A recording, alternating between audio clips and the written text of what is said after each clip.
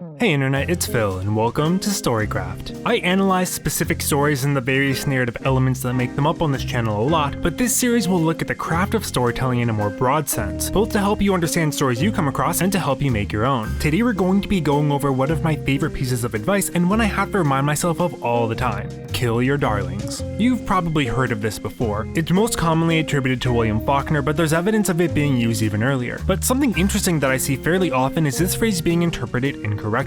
A common usage of this quote, at least one that I've seen, is that you can't be afraid to do bad things to your characters even though you love them and want them to be okay. And that's actually good advice. We have these characters living in our heads and it's easy to fall into the trap of pulling your punches because you want to be nice to them. But that's kind of a literal interpretation and it's not what kill your darlings actually means. Traditionally, this was more specifically a writing tip and applied more to flowery language that was impressive but not necessarily functional, but over time and with the introduction of new mediums, it's taken on a bit of a broader meaning.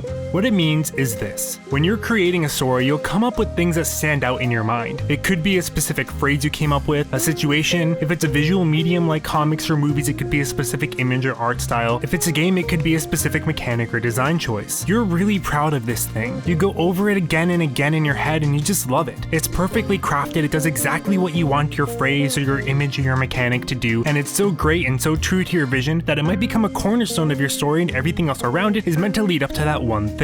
It can become an obsession, and sometimes it needs to go. It's really easy to get tunnel vision while you're working on something. You're so in the trenches focusing on minutia that it's possible to lose perspective on the project as a whole. That moment that sounded amazing in your head or looked amazing on the page might be good by itself, but it has to function as part of a larger work, and that work is constantly changing. No matter how well you have things mapped out in your head, actually sitting down and writing or drawing or coding is a process you can't fully predict. Stories change, they change constantly and they come alive as they're constructed, and it's by far the coolest thing about the creative process. What can happen though is that thing you really like, that you've been waiting and dreaming about becomes cemented in your mind or on the page, and you realize that the story has changed and it doesn't really work anymore. Let's use a really simplified example. You've had this moment planned, maybe it's the one that inspired the entire story. Let's say it's an action movie and you have two characters on a roof in the rain having their final conflict. You can see it so clearly, maybe the specific wording has been there for months and it's meaningful and important to you. In your outline or in your head, you had a clear A, B, C path for each of the characters to take to get to this destination. Of course, A to B to C is never the full story. B might move to somewhere else, which means that C shifts as well, and you have any number of additional points you never planned on between the major steps that fundamentally change everything else. It may be that by the time you actually get to this rooftop scene, it doesn't really fit anymore. It doesn't quite make sense. It's still a cool moment on its own, but looking at it, you're realizing you're forcing it. It makes you happy, but it doesn't make the work better. This may sound simple, but it's genuinely difficult abandoning something you're really proud of. It takes reflection and humility to admit that the thing you like the most doesn't actually improve a story and to jettison it. It can be difficult to even realize when it's happening. This happens to me all the time. It's what prompted me to even talk about this to begin with. I can get so into a scene or idea that later when I'm having problems with the story or trying to figure out how to fit everything together, it never occurs to me that I'm being held back by something that I had set in stone. So how do you actually use this advice? Step 1, take a step back. It's incredibly hard to take a more objective look at your work when you're in the middle of it. Give yourself a little time away, a day, a week, everyone's going to have their own sweet spot. If you're on a deadline, even an hour or two can give you some much needed perspective. Go back over your work with fresh eyes and try to look at how every piece of it, every line or drawing or scene helps the overall flow of the work. You may find that the thing that seemed important and integral isn't actually that important or integral anymore. On the other hand, it might be perfect and you'll at least be more secure in it. Don't be afraid to bring in another pair of eyes too. A friend or colleague can often highlight strengths or weaknesses in your work that you're way too close to it to see on your own. The overarching message here is to prioritize the whole over small elements. You want everything in a story to help it and to elevate it. And as a creative, it's way too easy to let little things you're fond of detract from the overall. Kill your darlings is ultimately about two things: having the humility to recognize when something you like isn't necessarily what your work needs, and being flexible enough to make changes to something when you need to. You don't necessarily need to approach a story looking for the parts you like to delete, just open up your mind to the idea and be prepared to be critical of your own work even when you like it.